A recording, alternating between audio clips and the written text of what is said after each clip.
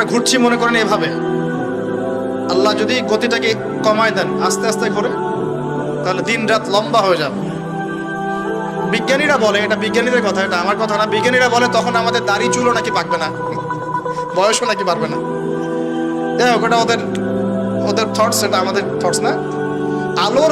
আলোর বেগে যদি মানুষ মহাবিশ্বে মহাকাশে সফর করতে পারে, আলোর বেগের চেয়ে বেশি বেগে, এখনকার সায়েন্সরা বলে, ওরাই বলে যে মানুষ তখন ফিউচারে চলে যেতে পারে, ভবিষ্যতে যেতে পারে, আলোর বেগে যদি সফর করতে পারে। এটা ওদের কথা, আমরা এইসব আলোচনা যাচ্ছি না।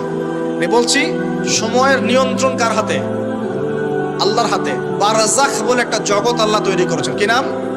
বারজাখ। এই জগৎটা হচ্ছে আমাদের দুনিয়ার জগৎ আর জান্নাত জাহান্নামের যে কিয়ামতের দিন, এর মাঝখানের একটা জায়গা।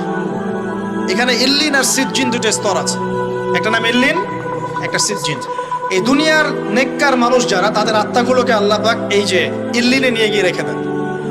আর দুনিয়াতে যারা পাপাচারী, তাদের আত্মাগুলোকে আল্লাহ পাক সিজ্জিনে রেখে দেন। এই যে কবরের যে আযাব, যে আমরা একটা কথা বলি, এটা আযাব বলতে রুহের আযাব। কিসের আযাব? রুহ। দেহ তো আপনার নাই, ওখানে দেহ আছে, দেহ তো পচে গেছে, গলে গেছে, তাহলে আযাবটা কিসের? রুহের। বুঝাচ্ছি, আমি এই পড়াশোনাটা করেছি ইমাম গাজ্জালী রাহিমাহুল্লাহর বই থেকে। এত গভীর মানে লেখা, মানে ধরতে গেলেও মনে হয় যে একটা লাইন 10 বার পড়তে হচ্ছে। একটা এক্সাম্পল দিয়ে তিনি বোঝাচ্ছেন, এভাবে তিনি বলছেন, এটা একটা উদাহরণ মাত্র, এটাই প্রকৃত ব্যাখ্যা না, একটা উদাহরণ মাত্র।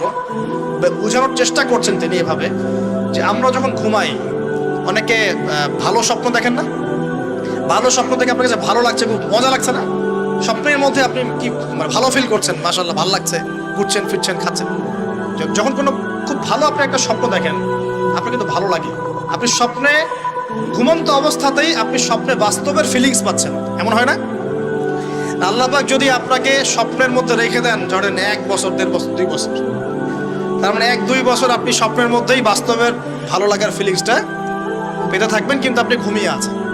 বাইরে থেকে আমি আপনাকে দেখছি যে আপনি ঘুমিয়ে আছেন, আপনি ঘুমন্ত অবস্থাতেও ভালো স্বপ্ন দেখেই ভালো ফিল করছেন।